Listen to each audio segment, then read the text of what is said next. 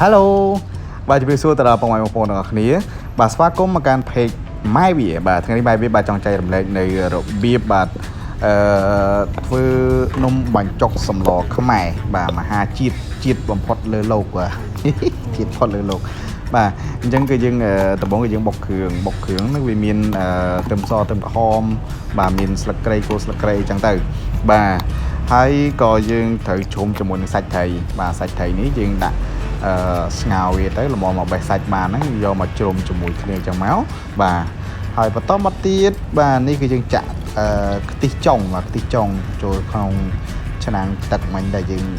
បាទដាក់កម្ដៅវាហ្នឹងបាទហើយបន្តមកយើងចាក់ខ្ទិះដើមបាទហើយបន្តមកទៀតបាទបន្តពីវាក្ដៅតិចមកហ្នឹងគឺយើងចាប់ផ្ដើមជ្រុំប្រហុកប្រហុកនេះគឺកុំថាំដៃពេកបាទកាន់តែចាស់ដៃកាន់តែឆ្ងាញ់ទេអានេះអត់អីទេបាទព្រោះធម្មតាសឡខ្មែរតើអត់ធំក្លិនប្រហុកទេគ្មានជឿគ្មានចៅទេជឿខ្ញុំទៅបាទអានេះជ្រុំអញ្ចឹងមកបាទមើលកត្រងផុងនេះទៅបាទអានេះកំងពីអ៊ីតាលីមកបាទញាក់សាច់ណាមានតែមួយទេក្នុងស្រុកខ្មែរបាទបាទតើកត្រងប្រហុកពីអ៊ីតាលីអញ្ចឹងបានឆ្ងាញ់ណាហ្នឹងហើយបាទជ្រុំផុកអញ្ចឹងទៅជ្រុំឲ្យអស់ជាតិឲ្យអស់សាច់វាណាបាទសអញ្ចឹងទៅបាទអានេះមិនជ្រុំលេងជ្រុំមែនតើណាបាទនេះឲ្យសតែឆ្អឹងអញ្ចឹងបាទវាអស់ជាតិសម្លយើងហ្នឹងវាជាតិមែនតើហ្មងណាបាទអាប្រហុកហ្នឹងតែអត់ធំក្លិនទេគឺខ្សោះជាតិហ្នឹងបាទនេះគឺអាគ្រឿងដែលយើងជ្រុំជាមួយនឹងសាច់ត្រីមិញហ្នឹងគឺយើងយកមកដាក់នៅក្នុងបាទទឹកដែលយើងចាក់ខ្ទិះដូងចូលមិញហ្នឹងបាទដាក់ចូល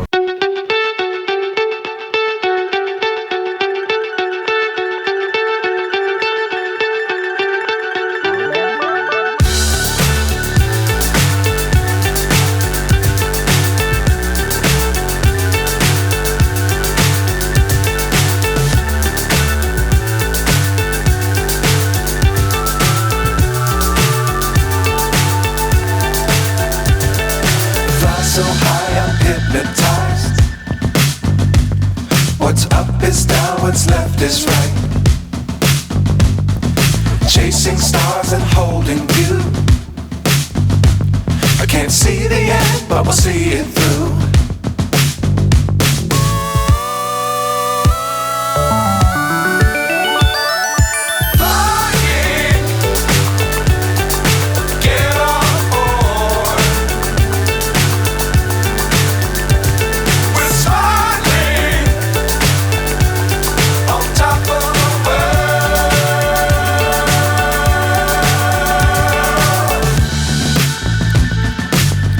Times don't fly too high.